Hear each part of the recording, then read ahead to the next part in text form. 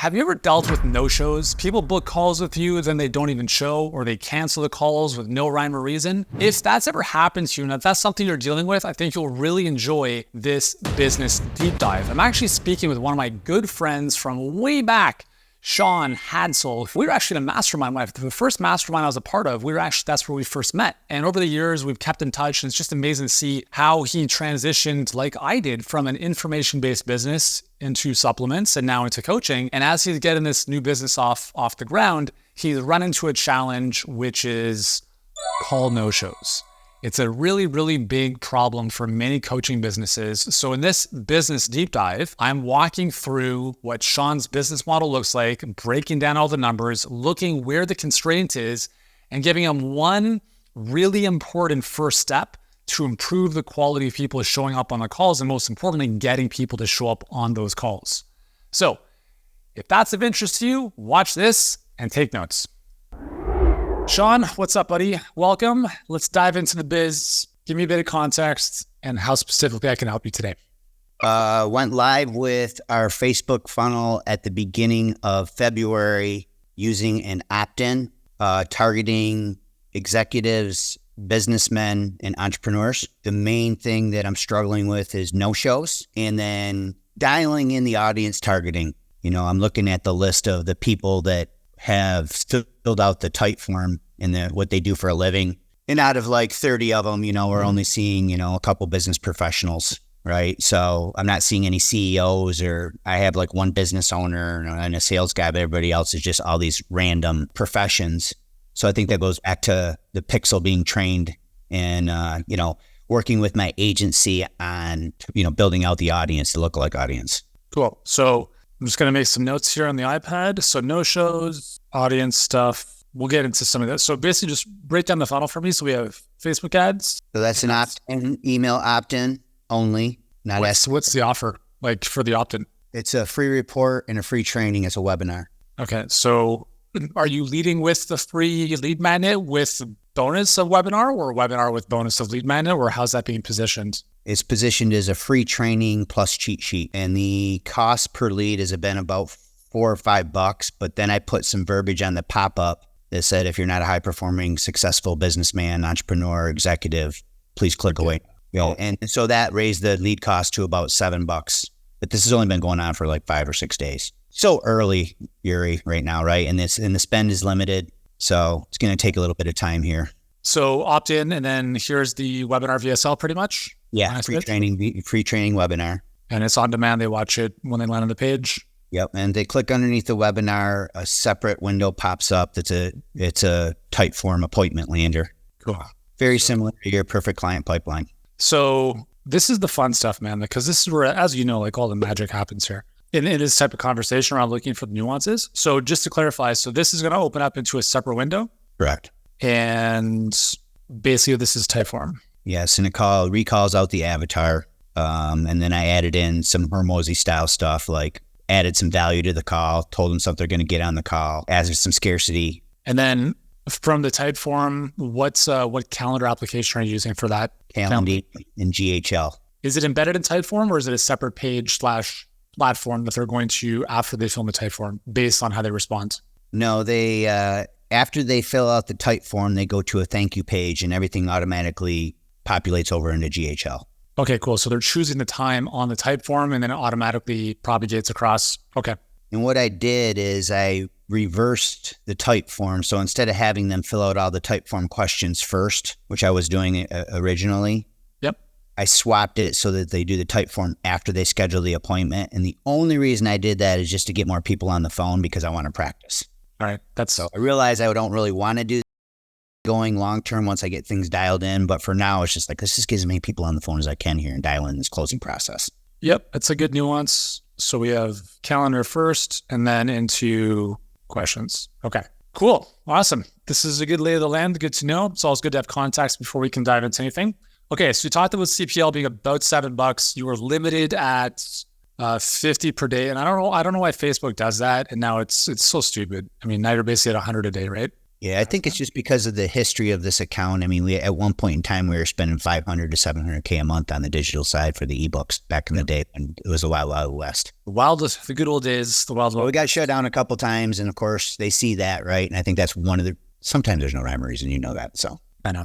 But as long as you're spending, they'll increase that limit over time, so that's a good thing. Cool, so CPL is about $7. What's your cost per call booked at the moment? Right now, the cost per application call book in September, when I didn't have that verbiage on the pop-up, it was between $30 and $170. So it was crazy. In October, it's $198 right now. Sorry, 198? Yeah. Okay. So let's just call it 190, somewhere in the neighborhood. Yeah. Okay, cool. So we got CPL. I'm just gonna redo this in green. So blue, CPL is $9. So for those of you guys watching, cost per lead is CPL, cost per call booked is CPCB. And then do you know on average what your cost per click is from your ads? September was $1.32. In October right now, it's $1.90. Okay, so let's just call this $1.50 just to keep it simple. So we got $1.50 a click, $9 a lead. So we're basically needing about 7 clicks to to get one opt-in. So 1 divided by 7, I don't even know what the math is on that. 12, 13%, somewhere in that neighborhood. Does that sound about right? Actually, the opt-in rate for October, I know it went down after I changed that verbiage to pre-qualified people. 25% conversion rate on the opt-in. So 25%. So that would tell me, there's a bit of a mismatch here, because if you got cost per click of $1.50 and CPL of 9, that is lower that's about an 18, 17% conversion rate. So either whatever. I mean, we know there's a bit of a discrepancy between September, October, but let's just go with the numbers that we have. I don't know if that's those. Cost per click on that 25% is for October. Yeah. The cost per click is $1.90. And then the landing page they have here, the conversion rate is 25%. Cost per lead, $7.44. Okay. So cost per lead for October is $7.44? Correct. Okay, that makes more sense. Sorry, $7.44, right? Yes. Just for context, Yuri, that took the cost per book call to 119, and then the cost per application was 198, if that makes any sense. Okay, so break this down. So we got 119 for a call booked. So basically you're saying they book a time but don't fill out the app. Is that correct? Yeah. Or they no-show my ass. Okay. So yeah, you got a little bit of a bottleneck to some degree there. So cost per app, and then cost per call booked, we'll just call it 200. So we have a bit of a leak there. Okay, so final step is how many calls have you had and what's the close rate on the calls? I've had, in September, 15 calls booked and 10 no-shows. 15 booked, 10 no-shows. So 5 conducted? Yes. And I closed 1, and I should be closing another today. I've been kind of turning some of these into set calls and then rescheduling. That's how I closed the first guy. Yep. Because I get on the phone and they haven't watched the webinar. So I turn it into a set call and tell them, and if they want to do the close call, that they need to watch the webinar training. And of course, the set call gets them to watch it typically. Yeah. So a 2-step instead of a 1-step. Exactly. Okay. So I'm just going to do some math on a calculator. So we got 15 calls booked at basically $200 a call, right? So 15 times 200. So we got ad spend equals $3K. And what's the price of the program? $4,800, 16 weeks, or 3 payments at $1,900, $5,700. So a $900 break if they paid in full. Cool. So basically we got on current numbers, $1,800 profit from the current numbers. Make sense? Yep. Cool. All right. So yeah, I mean, this is good to this. And just so you guys know, I mean, like everything we do it starts with data. So all of our clients have like a critical number tracking sheet where we can look at all this stuff in a spreadsheet so we can look at where the constraint is. So when we look at a funnel, like I'm always looking, if we take this funnel from like horizontal and flip it vertically in terms of like the metrics, I'm always looking at where's the constraint highest up in the pipeline or highest up in the funnel. Because if we unlock that, it opens up flow for the rest of it. And sometimes the constraint is not necessarily at the top, but a little bit further down the bottom. So there's 2 constraints, 2 that I see here. One being cost per lead, but not, I don't think it's the true constraint. And the reason for that is because you're targeting entrepreneurs in terms of your audience selection? Correct. Okay. So generally when we're targeting business owners, entrepreneurs, we're going to pay a little bit more for a lead or anything. But because you are already under $8 for a lead and you're targeting entrepreneurs, I don't actually think that's the constraint. If you were targeting the general consumer, I would say maybe we can get this down closer to 4. But I think for the audience you're targeting, that's probably a good place. I think one of the issues is obviously the discrepancy between the app and the call booked. Right. So you talked about wanting to maximize for flow and then adding in some friction afterwards. And that's cool. But right away we see that there's an issue right here, right? So we have 15 calls booked. 10 out of 15 is a lot of people, with 70%, 75% no-shows. So at this point, you got to really look at, what's going to make the most amount of sense. Because if we say that cost per call booked is in the neighborhood of $200, and it probably will still be if you make the adjustment that I'm about to suggest, is you'll still get people no-showing, but you'll get fewer people no-showing, right? So if you're spending $3,000 on ads for 15 calls booked, ideally, like what we want to see, so let's just say that we had 15 booked, let's even say like a show rate of about 70%. So let's call this, we'll just say the 5 no-shows, 10 conducted. And if all we did was enroll one more person there, so 2 out of 10 or 1 out of 5, right away, if we took that over here, we basically add another 4,800 on the same ad spend, right? So now we're looking at sort of that 6,400 profit just by making a potential tweak that could improve show-up rate. Does that make sense so far, Sean? 100%. Yeah. So I think what I would suggest, and I'm sharing this from obviously the way we do things, is I don't recommend separating these two puppies. So we use Schedule Once, which allows us to have the form, so scheduler and app rates together. And it's good that you've tested this because there's never one only way. Like you just have to test stuff and see what makes the most sense. I think the next logical test is to just embed the two together. And, whether you're using, for instance, with Typeform, I would have people fill out the questions, right, one by one. So like in order to get to the next one, you got to fill out your first name, last name, email, whatever, or however you want to organize it. Have them go through a couple of questions. Only once they've answered the questions by using commitment and consistency, do we give them the opportunity to book in a time on the calendar, right? So if we just swap the order here, what you'll typically see is something closer to this. Now, you may not get the same number of calls booked, or you might, but you'll get a more committed person who's booking the call. And that's the thing we're always trying to balance is we want committed clients and we have to make sure the marketing is reflective of that. But we also have to mitigate the fact that if we put in too much friction, we won't have enough flow. So I think based on what you're sharing with me here, that would be kind of like the first thing I would start testing is, can we get the cost per app/call booked the same? Like it's just one metric, right? So if it's $200, it's $200 or $150. But because we're getting people to answer a few questions and divulge a bit more information before they actually schedule a time on the calendar, they're more likely to be more committed to the process. Just so you know, this is a blend of both because what happened was last week I swapped that. So I had it the way that your suggested. Yep. At first. And so there was significant no-shows doing it that way as well. Yeah. Just a heads up for you.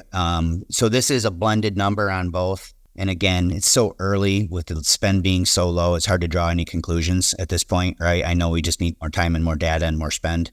But just to give you context on that, and then the agency said, listen, let's just put the Typeform questions second so we can get you more calls to practice more, right?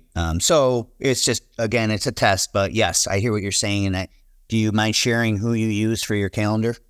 Schedule Once. Schedule Once? Or Once Hub as they're now known. Yeah, so that's what we recommend for all of our clients. Some people use Acuity, whatever, but generally most of our clients are using Schedule Once because it's got, there's a benefit of having it all together. And there's also some limitations sometimes, like having a Typeform is nice because that can be used strategically as well. So if you've kind of tested this a little bit already, which is good, the second thing we can look at is show up sequence. Text, journey, and email. Yeah, exactly. It's first and foremost. So how much time into the future are people able to book a call? 48 hours right now only. And on Friday, obviously, we open it up for Monday and Tuesday the following week. Okay.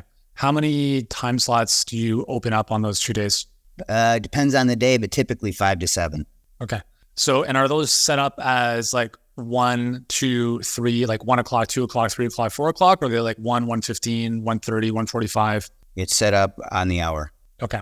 So one thing you could do is especially if is there a reason you're not, so basically like the shorter the time people have to book the call, generally the better the show up rate is. Of course. Right? So if you had said, we're giving people 7 days into the future, like, cool, let's shorten it down to less than 4, but you already have 2. So you're 2 days out, which is still kind of surprising that people would not show up even with that said. So if you have a 2-day show up or a 48-hour, I would consider adding in some more time slots, in the sense of not that you add more time on the calendar, but you just offer the time slots a bit differently. So instead of like 1 o'clock, 2 o'clock, 3 o'clock, 1, 1:15, 1:30, 1:45, 2, 2:15, et cetera, because it gives people more wiggle room and the perception of more availability. Okay. So that might be one thing in terms of just getting more calls booked. So let's say that they book a call. What happens next? Right after they book a call, they immediately get a text and an email journey. Cool. And is that text automated, personal? What does that look like? It's automated, but because volume is so low, I'm in there looking at it and actively reaching out to people as necessary. So obviously we're sending them back to the free training 24 hours before as well to make sure they watched it. So they have, we'll call this the call. So let's say this is 24 to 48 hours later. So this is immediately. So they're getting text and email. What are we saying? And both of these, were they directing people back to watch the masterclass? Yes. So first one's just, hey, it's Coach Sean, the Rip Grandpa, get lean after 40. Call's been confirmed. Look forward to your strategy call. Look for my updates here. Yep. And then that's right away. Then 48 hours before, if it's longer than 48 hours out, which typically it's not, but sometimes it is, basically just reminding them it's 48 hours out and I'm reserving the time to personally customize their plan. Mm-hmm. And that's email and text, or text, email? Email and text. All these are email and text. The wording in the emails might be slightly different, but pretty much the same. And then 24 hours before the call, just making sure, telling them that it's 24 hours away, and then want to make sure that they watch the free training again. So I hammer them with the free training again. And then 60 minutes and counting, looking forward to our strategy call in an hour. And then I have right in there, important, you let us know you're a man of integrity, so please let us know ASAP if you can't make it. And of course, a lot of people have integrity. Right. It's, you know what? It's behind their device. I don't think they care. It's crazy, man. And listen, like, you're not alone. I think that in general, I don't think there's a single coaching business I'm aware of that show up has not become a bigger issue since COVID. Like, I don't know what it is with humans or whatever, but anyways, so with this stuff, text, emails, are you prompting a reply?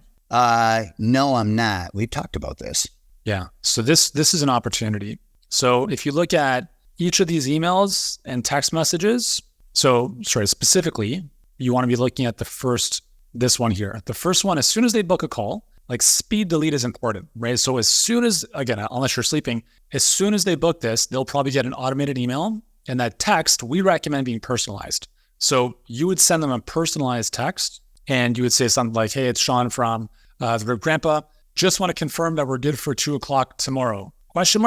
Right? Whatever the time is. Yeah. The goal is to create the relationship before the call. Okay. And we want to get that back and forth, right? 1, 2, 3 back and forths, because the likelihood of someone not showing after you've had back and forth is lower than if they didn't have to respond in the first place. And it's usually better if you have a personalized message, and because people will easily no-show automation, less likely to no-show another human they've built a bit of relationship with, right? I think you're correct, because the people that I do reach out to manually, if they end up no-showing me, they actually communicate about it and don't just ghost me. Well, that's nice. Nice of them. Right? So 2 things you can do. So on this first day, like, you've got 2 text messages. I don't even know what the hell I just wrote there. But anyways, so first one could be like, hey, we set for tomorrow. Again, I'm just abbreviating this.